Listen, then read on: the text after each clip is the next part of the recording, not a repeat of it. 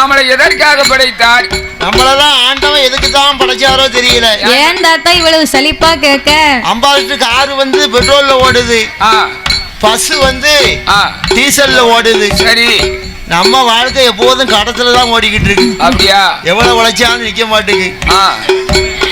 அம்பாஸ்ட் car பெட்ரோல்ல ஓடுது, நம்ம யாரி பொம்பளை பஸ் கவர்மெண்ட் பஸ் டீசல்ல ஓடுது. அது டீசல்ல ஓடுது.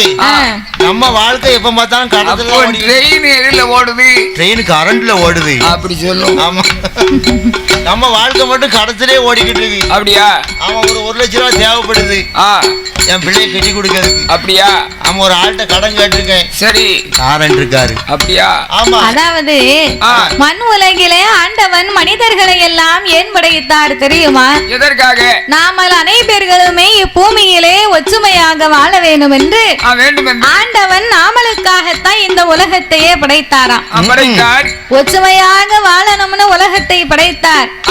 ஆனா இந்த உலகத்தில் எங்கேயும் ஒற்றுமை இருக்கா? இந்த உலகத்துல யாருக்கிட்ட ஒற்றுமை இருக்கு? ஒருத்தத்தையும் ஒற்றுமை கிடையாது. இல்ல, எதற்காக? ஏன் கிடையாது தெரியுமா? நீங்க வாழ்வது எனக்கு பிடிக்கல, நான் வாழ்வது உங்களுக்கு பிடிக்கல. இப்படி ஒருவருக்கு ஒருவர் ஒரு நல்ல எண்ணம் இல்லாம வாழ்க்கை நடத்தணும்னா போராம எப்படி? போராம மத்தர இருக்க கூடாது. ஒருவர் வாழ்வதை பார்த்து ஒருவர் பொறாமைப்பட்டு கொண்டிருந்தா உலகத்துல என்னைக்கு ஒற்றுமை வரும்? ஒரு காலத்திலயுமே வராது. குடத்துக்கார மச்சான் நினைக்காரு, என்னையா சுத்த பாதிய காலி பண்ணிடுவாரு. ஆமா, 10 நாள் ஆச்சு, 10 ரூபாயும் காலி பண்ண மாட்டேங்காரு, செலவு பண்ண மாட்டேங்காரு. அப்படியே முழுசா கொண்டு போயிருந்தாரு.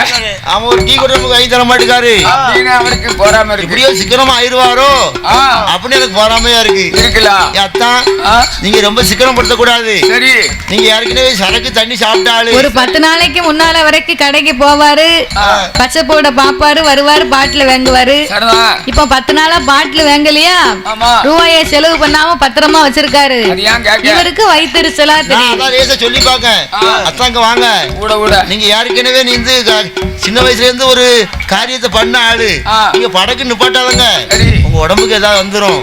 நான் ஏன் சொல்லுதோம்னா எங்க அக்கா அம்மா கட்டி கொடுத்துருக்கேன். சரி, அதனால ஓடையில ஒண்ணு நாத்திக்கோங்க அப்படின்னு சொல்லுதான் கேட்க மாட்டேங்காரு. கேட்க மாட்டோம்ல. சரி, பட்டு தெரிஞ்சுட்டான்.